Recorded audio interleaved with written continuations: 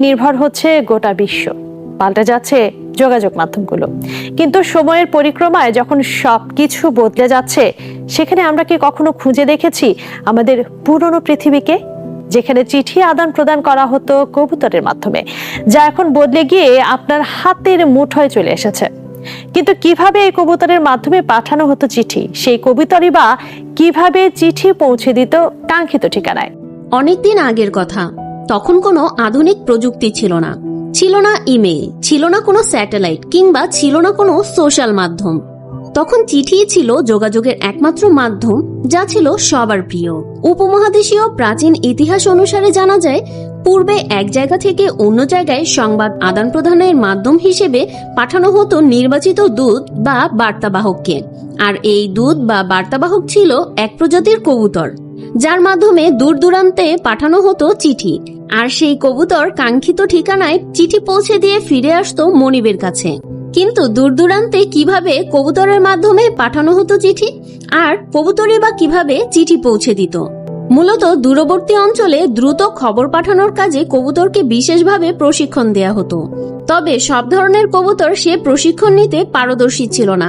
কেবল racer কিংবা homing জাতের কবুতর দ্রুত আয়ত্ত করতে পারত এই কৌশল। বিশেষ এই গুণের কারণেই দ্রুত দূরবর্তী অঞ্চলে দ্রুত খবর পাঠানোর কাজে জনপ্রিয় মাধ্যম ছিল এই কবুতর। প্রশিক্ষিত এসব কবুতরের পায়ে চিঠি বেঁধে উড়িয়ে দিলে কবুতর নির্দিষ্ট গন্তব্যে চিঠি পৌঁছে দিত। খ্রিস্টপূর্ব ৫ম শতকে সিরিয়া এবং ইরানে কবুতরের মাধ্যমে বার্তা বহন শুরু হয়। খ্রিস্টাব্দ ১২ শতকে সিরিয়া, মিশর, বাগদাদ সহ গুরুত্বপূর্ণ শহরগুলোর সাথে বার্তাবাহক কবুতরের মাধ্যমে যোগাযোগ রাখা হতো। রোমে কবুতরের মাধ্যমে অলিম্পিক গেমসের ফলাফল জানানো হতো।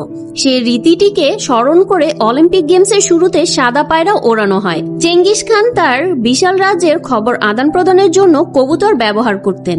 বিশেষত যুদ্ধকালীন সময়ে সংবাদ বহনের জন্য এই কবুতর ব্যবহার করা হতো। সে সময়ই কবুতরের গতিবিধি মানুষের অনুসন্ধানী মনকে নাড়া দিল।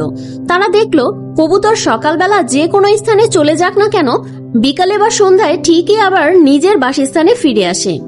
এই ব্যাপারটিকে কিভাবে দৈনন্দিন জীবনে কাজে লাগানো যায় তা নিয়ে মানুষ ভাবতে থাকে।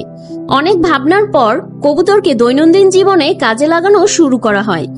এভাবেই শুরু হলো পিজিয়ন পোস্টের যুগ। তবে এখানে শুধুমাত্র কবুতর বললে ভুল হবে, কারণ সব কবুতরের এই বিশেষ ক্ষমতাটি থাকে না। এই বিশেষ ক্ষমতা সম্পন্ন কবুতরের মধ্যে উল্লেখযোগ্য হলো রেসার কবুতর বা হোমিং কবুতর। এখন পর্যন্ত হোমিং কবুতরের রেকর্ড হলো 1800 কিলোমিটার। অর্থাৎ এই জাতের কবুতর স্বস্থান থেকে 1800 কিলোমিটার দূরে গিয়েও আবার ঘরে ফিরে আসতে পারে।